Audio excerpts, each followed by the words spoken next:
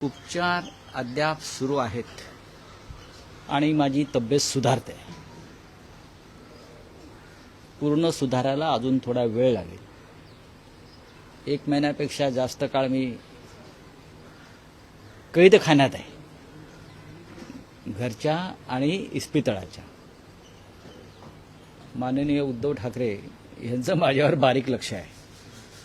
मी कुठे बाहेर पडतो का काय. आताही त्यांची परवानगी नाही, पण तरी आपण सगळे आलात. बऱ्याच दिवसांनी आपण भेटतो आहोत.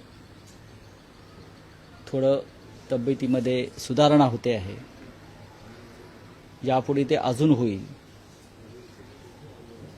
उपचार फार कठोर असतात, आजारापेक्षा उपचार भयंकर असतात,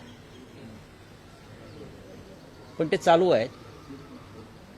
आणि मला पूर्ण खात्री आहे, मी जे म्हणालोय की डिसेंबर नंतर मी पूर्ण बरा होऊन येईल.